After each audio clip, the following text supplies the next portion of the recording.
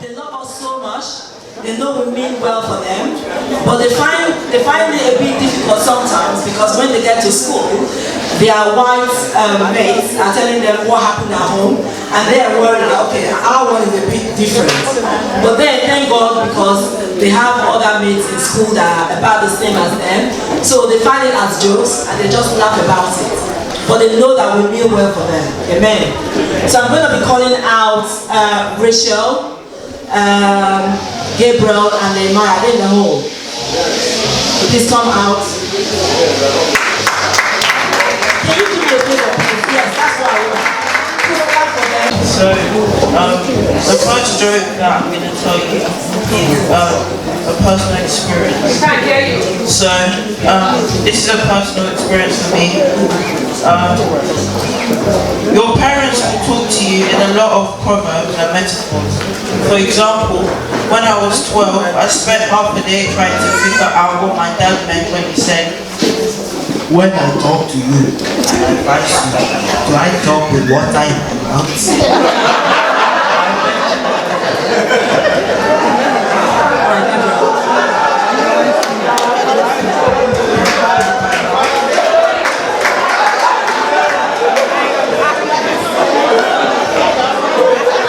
So the next joke is fizzy drinks in the fridge.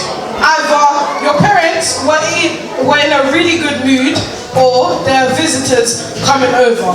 Because we all know that fizzy drinks, that's a no-no.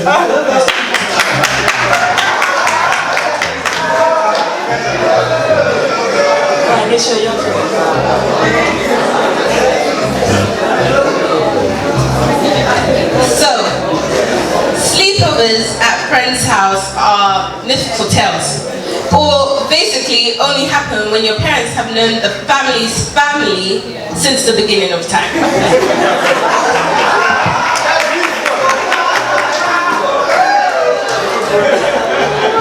Okay. The next one is a joke and a bit of acting in it by Nehemiah. It's a technique he wants to teach the young ones. But now I know that technique and it's not going to work anymore in my house. So this is a common technique that I normally use when I'm in the middle of a lecture and my parents are just banging it on me, and I've been there for about an hour and I'm thinking, when am I going to get out of this? And I do this. "I'm sorry, Daddy, I didn't mean to do it. I'm sorry. But then I'll get a response like this. How many times have you said sorry? Sorry. I will never hear the end of it. So then I'll go into the next phase of crying.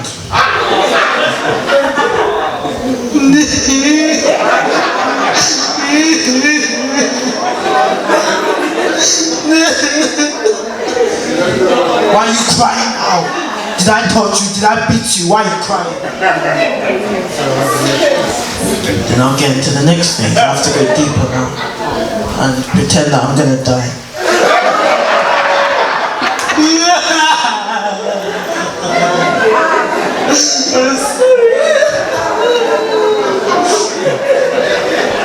And then you hear, Just get out of this now.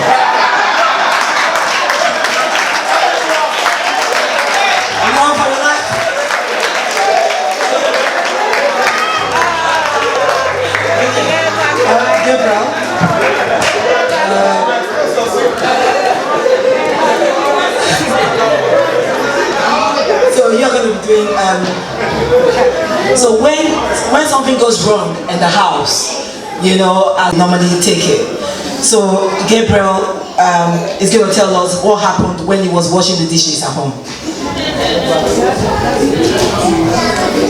So one day, I was washing the dishes at home. Reluctantly. So while I was washing the dishes, my fingers slipped and they fell on the floor. All I hear is, "Gabriel, I have finally got you today. You will not run away this time." the stairs. And my heart is racing and I'm thinking, what is gonna happen to me today? So she comes in the kitchen and she says, well done, well done. I've got you, don't worry. Go and sit on the wall now, now. So after I did that, I finally thought I was done. So the next morning comes and all of a sudden my phone is blown up. Left, right and center I'm getting calls from auntie, grandma, grandfather, brother, sister, everyone. And I picked up the call and my uncle said, why are you a disgrace to this family? This is not for him.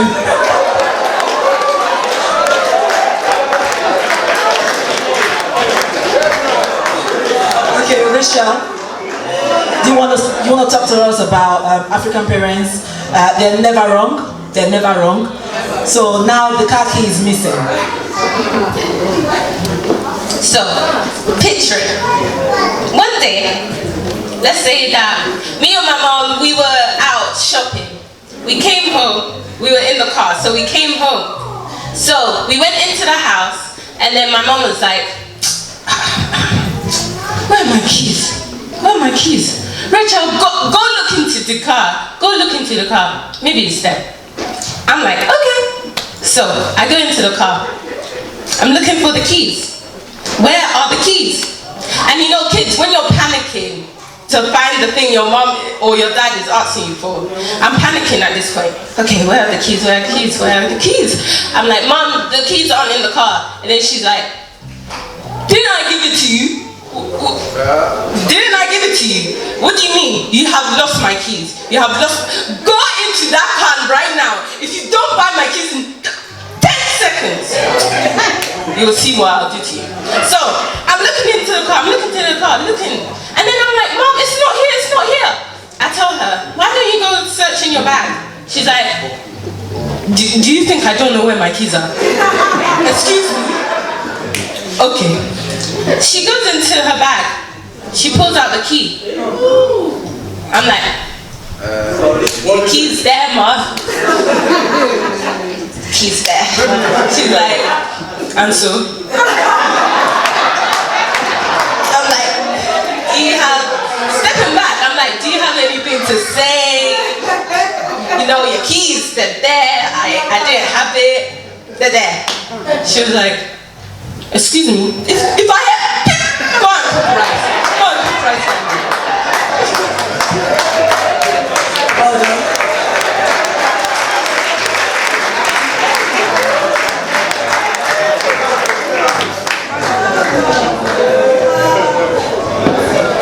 So this is another common, so this is personal for me, and I find that your parents will call you from upstairs, downstairs.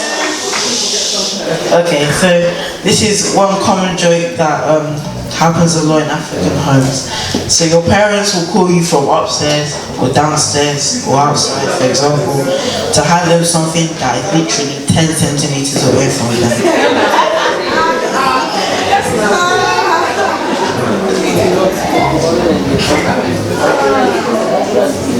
So we all know in an African home, respect is huge.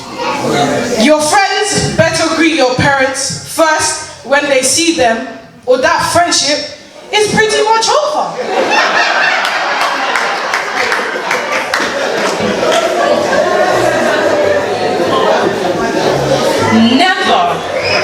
Never ask your parents what they perceive to be as a stupid question. You'll get a sarcastic or an unrealistic reply in return. Mom, where should I put the laundry? Put it on my head, idiot.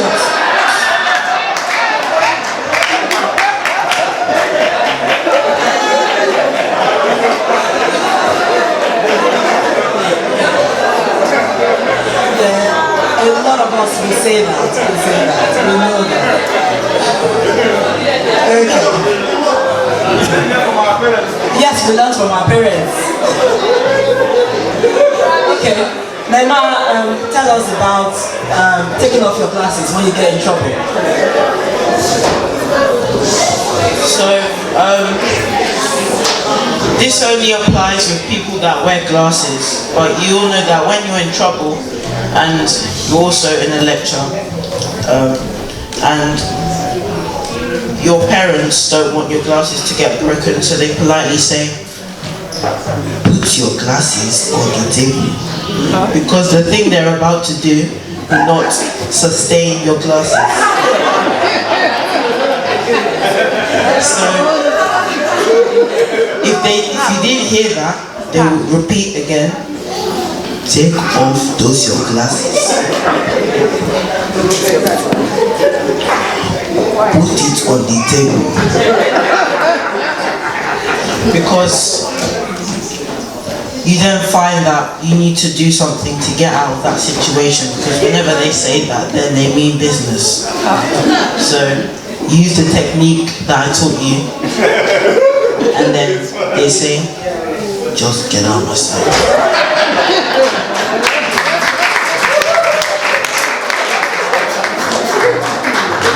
Okay, Rachel. What happens to the money you get during your birthday?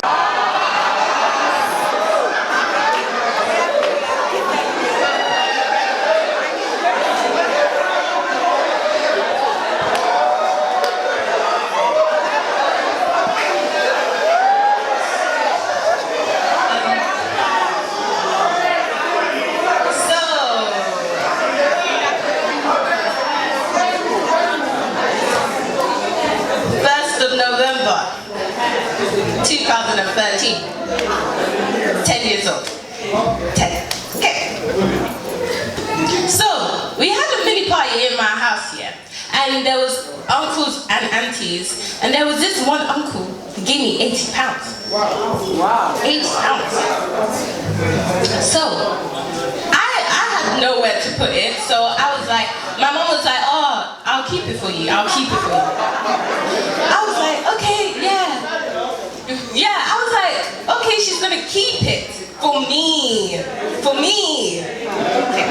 So everyone left the house 2nd of November 2013. I'm like, Mom, you know that money that you're keeping for me. Can I have some of it or all of it? She then looked at me very slowly.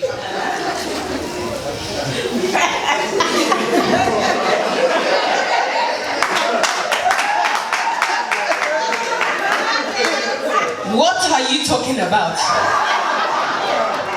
I told her, Mom, my money yesterday, like the one that was given to me. She then looked at me like, do you pay the bills in this house? The clothes you're wearing right now, did you pay for them? If I open my eyes and I see you in the same place you're standing, oh my God, you will see what I did to you. I ran. Till this day, I haven't seen the money. But I am grateful that I eat.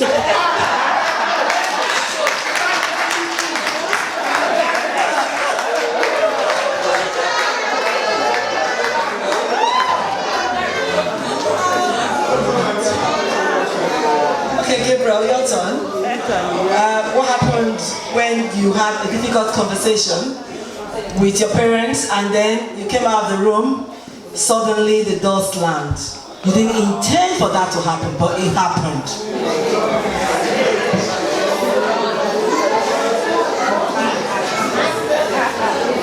So, one day, me and my mom had a difficult conversation/argument. So, she said I should leave her room. So, as I was leaving, I just touched the door. All of a sudden, you hear bang! He said, Gabriel, come back in the room. She said, at 13 years old, you are slamming the door at me. You are doing it like when you go on the TV. It's like, so as she started walking closer, I saw that I ran down the stairs and I was like, Lord, please help me.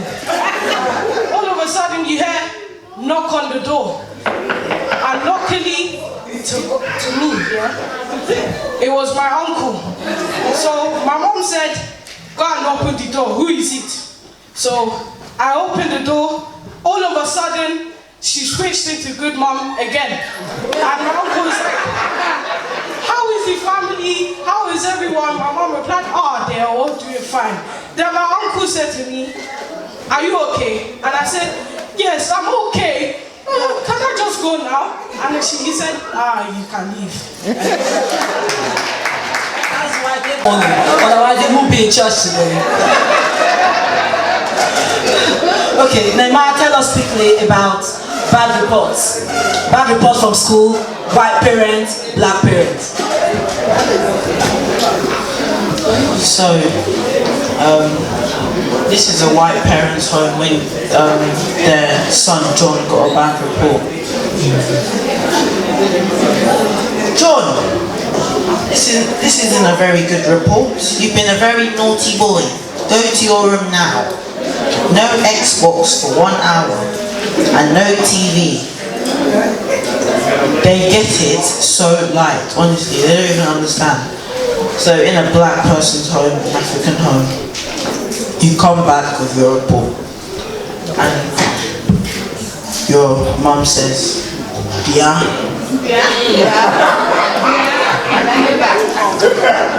Come here. So, you want to tell me that all this money that I've been spending on you in school, you are using it for bad reports?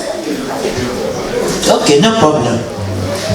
Starting from today, you will not see your phone until further notice. You will not see your Xbox till further notice. And please, just for your sake, so that your face remains normal, don't come to me for anything.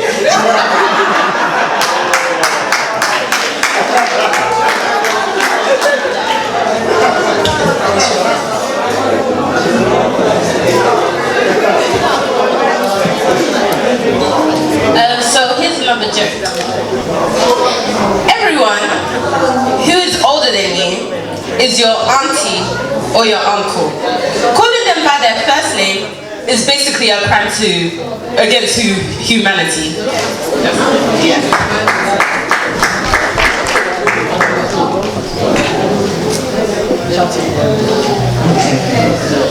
So, if we hear your entire full name, like Nehemiah Okechukwu Obeche. if that is being called and your native language is also being spoken, the day shall not pass without tears.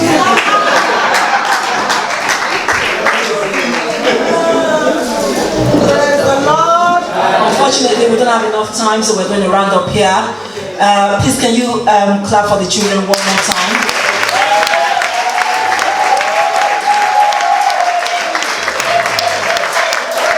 And so that you're aware, they actually learned all of this morning. So they didn't have time to prepare. So which means if they had had the time to prepare, they would have done, even more wonderful stuff for us. So glory be to God, and we'll carry on.